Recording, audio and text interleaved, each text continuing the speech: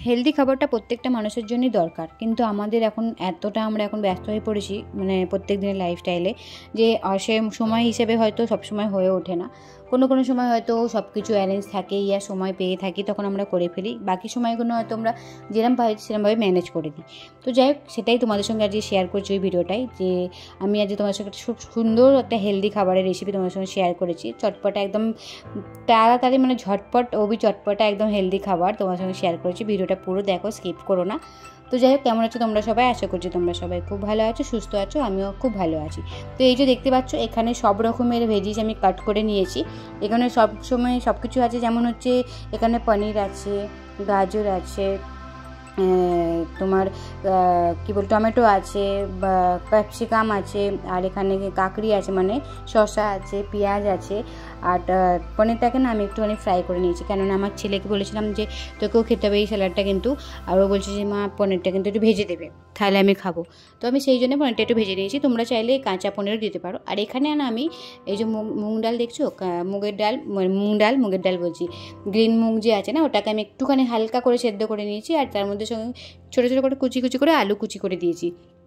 আমি এটাকে সেদ্ধ করে নিয়েছি, তোমরা পারলে এটাকে যদি তোমরা চাও ওটা কাঁচাও খেতে পারো। আলুটাকে সেদ্ধ করে নিয়ে মুগ কড়াইটাকে কাঁচা রেখে দিতে পারো। আর এখানে আমি গাজরটাকে গ্রেট করে নিয়েছি, কেন কুচি করে দিলে কেউ খাবে না, কেননা গাজর বলো বিট বলো এগুলো সবারই একটা খেতে যেন মনে হচ্ছে গায়ে জ্বর আছে, তাই না? ঠিক বললাম না?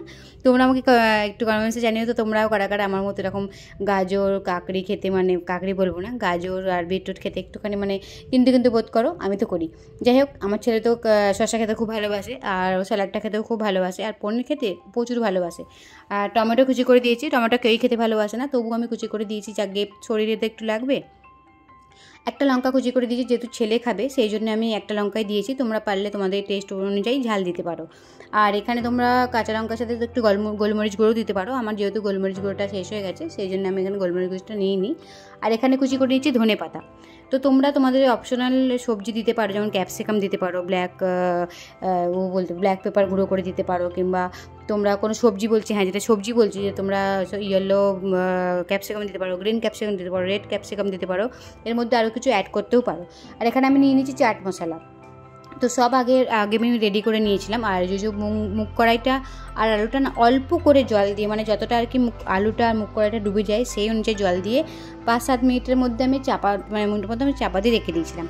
তো যাই হোক, মোটামুটি আমার রেডি হয়ে গেছে সব কিছু, আর রেডি করে রেখে দিয়েছিলাম। তো ওর বাবা অফিস থেকে এসে গেছে, আর যেহেতু অফিস থেকে আসলে পরে খুব জোরে খিদে পেয়েছে, আজকে যেহেতু রবিবার সেই জন্য তাড়াতাড়ি চলে এসেছে, আর খুব জোরে করে খিদে পেয়ে যায় অফিস থেকে আসার পরে।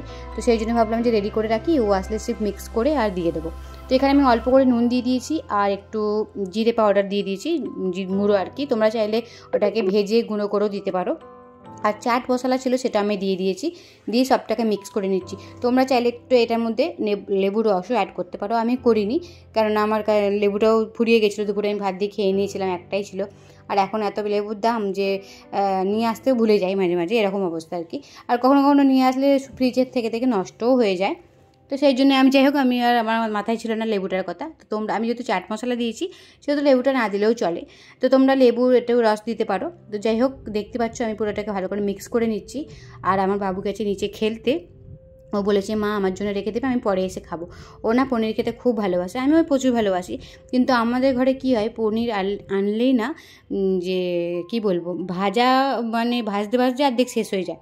তো সেই জন্য পনিরটাকে আমি আগে ভেজে আর সাইড করে রেখে দিয়েছিলাম, কারণ আমার ছেলে খেলতে চলে গেছিলো, ও থাকলে পরে পনিরটা অর্ধেক খেয়েই নিত।